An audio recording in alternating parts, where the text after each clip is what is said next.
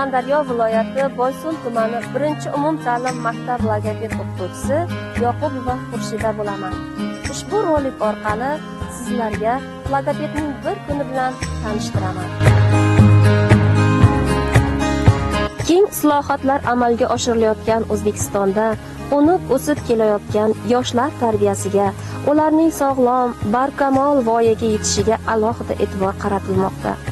Men logoped sifatida nutqida nuqsoni bor o'quvchilarga ham ma'nan, ham ruhan yordam ko'rsatib, bolalarning ijtimoiy hayotda sog'lom ulg'ayishiga yordam berishga harakat qilmoqdaman.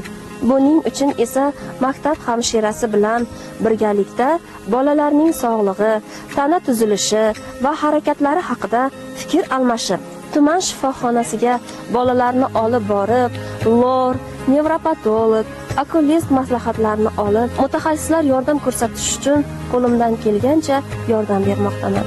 Shaxobchaga qabul qilingan bolalarga yordam ko'rsatish uchun ularning ustozlari, maktab psixologi bilan hamkorlikda ish olib boraman. Darslarga kuzatishga kirib, o'quvchining xatolarini o'rganib, o'quvchining ustida batafsil ishlab, unga yordam beraman.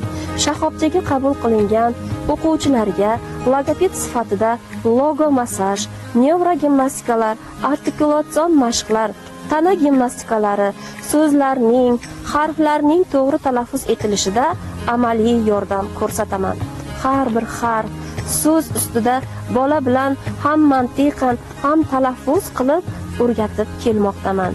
Nafas mashqlari esa chiroyli ravon gapirishga yordam berib kelmoqda. O'quvchining ota-onasi bilan suhbatlashib, turli xil gadjetlardan foydalanmasliklarini, mashg'ulotda bajargan vazifalarini uyda takrorlashlarini vazifa sifatida berib kelmoqdaman.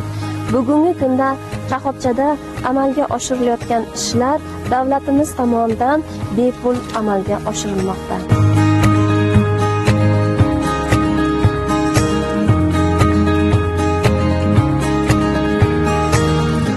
Logopediya shaxobchasiga ushbu o'quvchimiz dislaliya tashxisi bilan qabul qilingan. O'quvchimiz 7 yosh, Sulaymonov Abdukarim ushbu maktabning 1-sinf o'quvchisi hisoblanadi. O'quvchi shaxobchaga qabul qilinganda nutqida r tovushlari yo'qligi kuzatilgan. Logopedik shaxobchamizda biz unga artikulyatsion mashqlar, nevrogimnastika, logo massaj yordamida yordam ko'rsatdik. Bugungi kunda o'quvchimizda r tovushini qo'yishga erishdik. Qani Abdukarim, menga r tovushini talaffuz qilib ko'rsat. Randa, raketa, bordim, yo'q, bordim. Aha, yaxshi. Ko'rib turganingizdek, o'quvchimizda r harfi o'z joyiga keldi.